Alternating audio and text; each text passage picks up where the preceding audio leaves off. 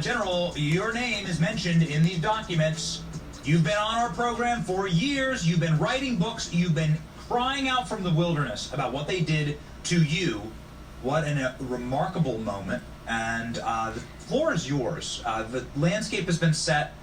General, what do you see happening next? Yeah, well, a couple of things. I have made this recommendation that I think that all of these people that are involved, starting with Obama on down, they all ought to have their passports revoked. And people that need to be checking private airplanes and private airfields for anybody trying to abscond the country and get the heck out of Dodge here. So that's number one. I do think that just as was done to President Trump when they raided his home at Mar-a-Lago, because they thought that and they planted evidence there in that case. But I do think that what the DOJ should be considering, if not getting ready to conduct, is a raid of Barack Obama's home up there at Kalorama in Washington D.C., where he's been since he physically left the White House. He's been running the White House, all during the Biden regime. And I do think that there's some other places that need to be raided where there are likely, a lot of evidence, a lot of receipts, so to speak, in many of these people that are part of the Obama White House as well as the Biden White House. I mean, I just heard the great David Schoen talking about the former Deputy Attorney General of Monaco, who also was the Homeland Security Advisor to Barack Obama. So that's number one. Those are things that need to be considered right now. And I was ready to wake up this morning to hear about some of these raids that should have been going on. There should, as a minimum, be a task force assembled by of federal law enforcement authorities, as well as a assigned, dedicated,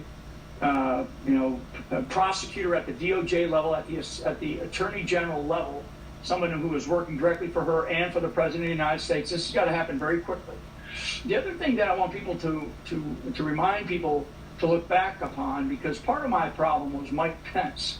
Mike Pence, former Vice President Mike Pence, and a couple of questions that I asked you, I think, over the last couple of days, Benny, that we need to remind ourselves during those first 2 years of Trump 45. We had the Republican, majority in the House, Speaker Ryan, and in the Senate, President McConnell, right? I mean, the President of the Senate. So those two also sat on what's called the Gang of Eight, which is a group of 8 people inside of the Congress that get evidence on, get intelligence briefings on every single thing that's going on in the country. So my assumption at this point in time, I don't know for a fact, but I got to believe because what Devin Nunes did in the March-April timeframe of 2017 was he came forward to the White House and said, hey, this is all fake. This is all fake. And Devin was then sidelined by Speaker Ryan from the House Select Committee on Intelligence. He was the chairman at the time. So there's some GOP dirt here that has got to be looked at, because the American people have lost so much trust in all of the institutions of government.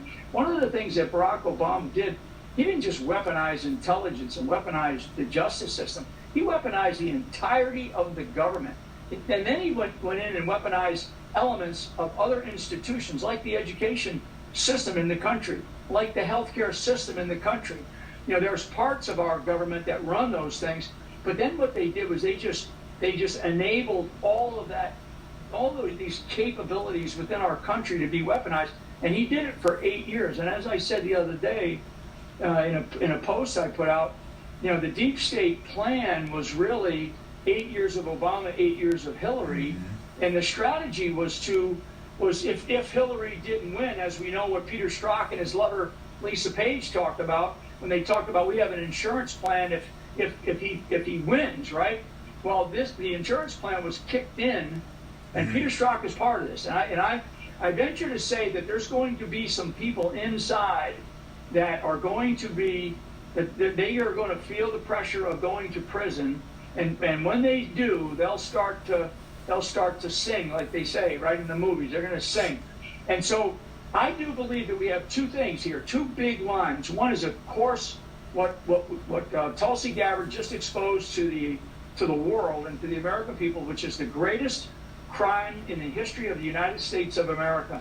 Absolutely the greatest crime. A crime so bad that the majority of Americans, in many cases, still can't believe it, that a coup would actually occur here in the United States of America by one president against another president. But that's, in fact, what we now are facing. Looking back, this other line is, what was the responsibilities of the GOP to do anything? A GOP, by the way, that was in the majority while President Trump was going through the initial stages and the selection of Mueller as an investigator to investigate this thing. You were just talking about Andrew Weissman, who everybody knows is somebody who cannot be trusted. This guy has ruined the justice system in America because of his own behavior from past cases that he was involved in. So this is by far the greatest crime committed in the history of the United States of America. Thank God, a former Democrat, now director of national intelligence, someone who saw the light, had the guts and the courage and the commitment to work really hard, and she took a bruising beating, Benny, as you know, in the media over the last 6 months. I mean, there was so much negativity about Tulsi Gabbard this and Tulsi Gabbard that. And what did Tulsi do? She quietly performed. And she has now exposed the greatest crime in the history of the United States of America. And now we've got to make it right for the American people.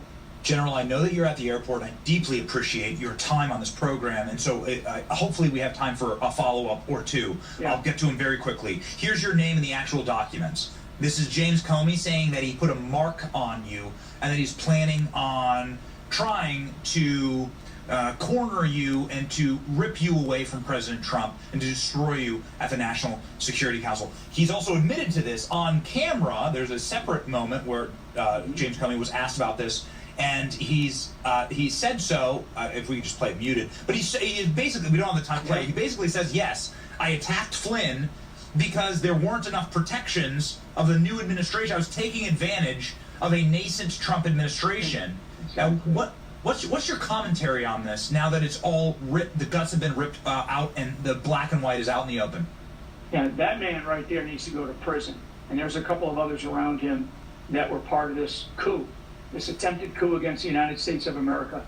We cannot have this happen in our country again. And the only way, man, the only way that we will not allow this to happen again for many, many years, maybe 100 years, is by holding these people accountable. And the guy that your audience is looking at right there, they call him the Cardinal, James Comey, former director of the FBI, totally disgraced himself, but he participated in what is essentially the greatest crime in the history of the United States of America. So these people have got to be held to account.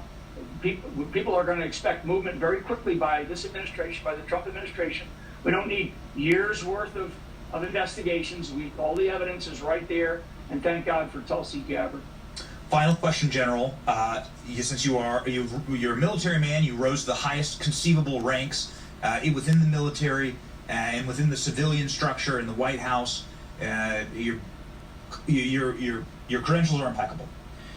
When Stephen Miller calls this a seditious conspiracy, when Tulsi Gabbard calls it a traitorous act, treason against our country, those seem like legal terms, but also really military terms. And since Barack Obama was the commander-in-chief, what angle would it be to go at this from a military perspective? Perhaps you could explain, what does treason and seditious conspiracy mean from a military perspective? Would you advise them to go after them on those terms? Military perspective, would you advise them to go after them on those terms? I would. I absolutely would. I would advise them to go after on those terms and make sure that they have them locked in tight in terms of the legalities. But what I want people to understand is, after World War II, we had the Nuremberg trials, and there was a lot of people that were found guilty, and because they stood at when they got on the stand, they said, well, I was just following orders. Well, Jim Clapper, John Brennan, Jim Comey, Susan Rice, Sally Yates, and many others, Lisa Monaco, many, many others, you're not going to get away with it. If Barack Obama directed you, and it appears that he did, this is very intentional. This 8 December 2016 meeting that they had where it looks like, which was something that was not on my radar, Benny. So this is a new piece of evidence that Tulsi has exposed. That, to me, in addition to some of the other critical criminal evidence that has been discovered, I think that they're going to have to look at conspiracy, treason, traitorous activities by some of these people, and particularly starting at the very top, and that would be Barack Obama. They were ready to convict and throw Donald Trump in prison for the rest of his life, Benny. And so all bets are off when it comes to immunity. There's no immunity for this president, not President Obama, for what he did. So could you have a military? There. Could you have a military tribunal for the commander in chief? I don't know, but it ought to be explored. Benny, it should be explored. General Flynn, who has been so right on this, who has fought and actually General Flynn absorbed the first arrows in this attack, actually, and was the first victim, frankly, of all of this. And it must be a profound moment. Everyone follow General Flynn. I know he has a flight to catch, but any parting thoughts? And here, by the way, is pardon of innocence, if you wish to read the full story. But any parting thoughts, General? Yeah, I think everybody just needs to stay focused. Support President Trump, and we've got to make sure that we demand accountability from the government that is supposed to serve us. Right? It doesn't serve itself; it serves us. So that's really where I'm at. Yes.